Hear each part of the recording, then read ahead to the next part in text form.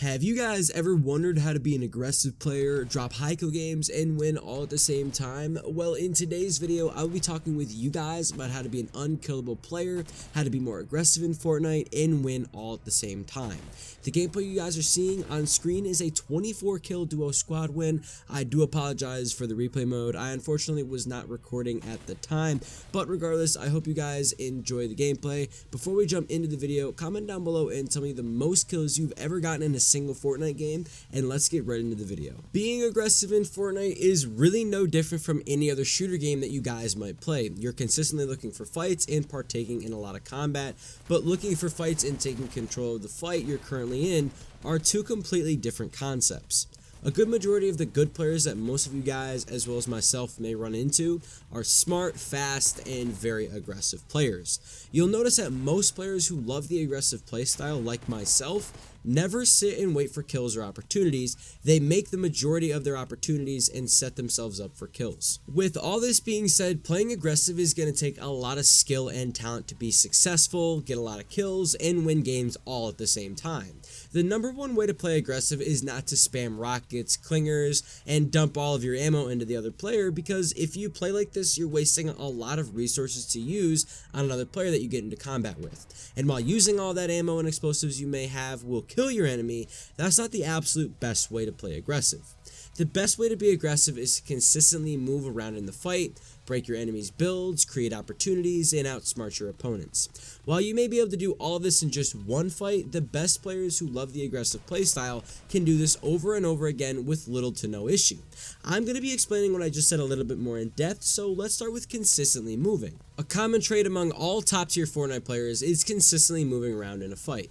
What this does is confuses your enemy and gives them different looks that they have to play off of.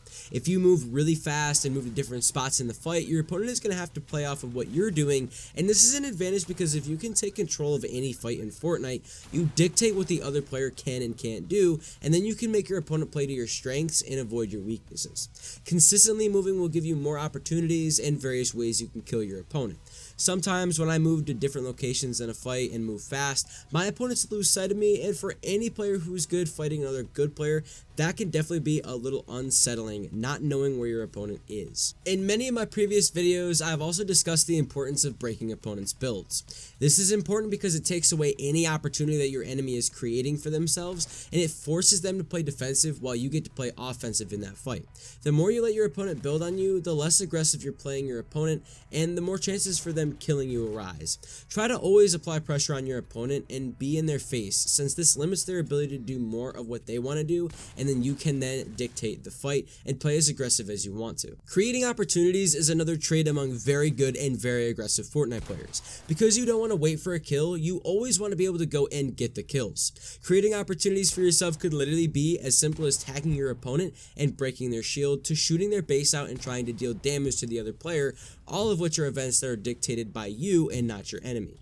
If you sit back and wait for things to happen a lot, the things that you wait for will either not happen or will actually happen to you, and you don't want that to happen. Finally, we'll be discussing outsmarting your opponents. What makes a scary good player like Mr. Savage M, Tfue, and Mongrel so good is their ability to put everything that I've discussed in this video together to become an almost unkillable player.